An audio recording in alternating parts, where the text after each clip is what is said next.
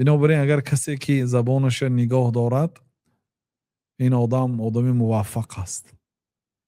همین زبان که بی علم بی حکمت به سخن در آمد وای بر حالی صاحبی زبان سانه. بنابراین اگر آدم بی سواد باشد همین زبانش در داخل دندانهاش محکم ایستد بهتر. امام ابو حنیفه را نقل میکنند که پاهاشون بین شاگردا درس میدادند در مسجد یک ستون به تکیه کردگی پایهاشون در کرد خسته شده است پاهاشون دراز کردشتیان. مثلا به یک آدم پا دراز کردشتن این بیادابی است. لیکن استاد فهمیدن ممکن ساعتی طولانی می نشیند خاصتا اون زمانه ها من این کرسی های رنگی ما نبود زمین به نشسته درس میدادن همه زور به پا می بیاد خونها جمع شده میموند گاه ها پای دراز میکردن چون که چارزانو کرده میشینید بر بالای پا میشینید همه زور به پا می بیاد خیلی سین و سالشون هم رفته بود پاهاشون رو دراز کردشتن. ناگاه از دری مسجد یا آدمی ریشش درازی سالش کلان در آمده اومد که در پاهاشون جمع کرده با آداب شدن. کی وای سالدارم اومده نشست درس به ریشاش هم دراز سالش هم کلان.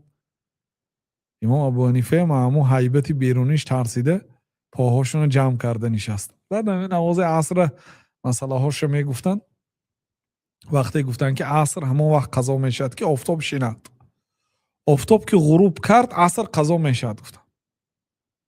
بعد همینجا اون آدمی ریشترازی ساله کلان سوال داد که اگر آفتاب نشیند چی گفت؟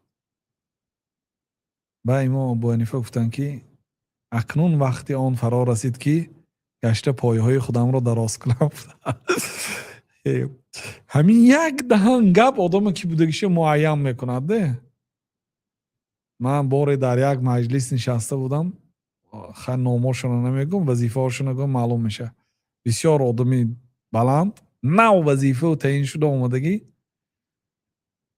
گپ نزده نشسته است چون که مثلا در ساحه علم دین گپ زند اینجا علمدارای دینی هست در ساحه خواجگی قشلاق گپ زند و ها از این دانا هست چون که این آدم این ساحه هم نبود اینجا هم در همین مجلس هم آدمای کلان نشستگی است در همه یعنی که ساحه ها پیشش شدگی است.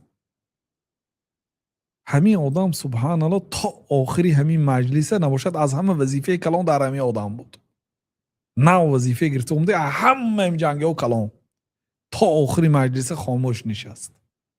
برای چی؟ برای اون که کدام پا تیمه و گپ زنید اشما زوره خاموش نشست. همین که دی سیاست خودش نگاه داشت. وقتی که آدم یک دوتا گپی بی معنی میگه آدم قدرش میفراد در نزد حاضرها صفر میشه میگه هیچکی یک دهن گپ آدم بسم بعضی ها میگفتن که بسم الله گو من علمت چقدر علم داری میگم هم بسم الله همین اصولوی تلفظات میفهمم که چقدر علم داری یا بسم الله الحمدلله شروع کرده گفته نمیتونه تجویدش که تیو بی اکسنت اون مسئله های کلام به گپ میزنه.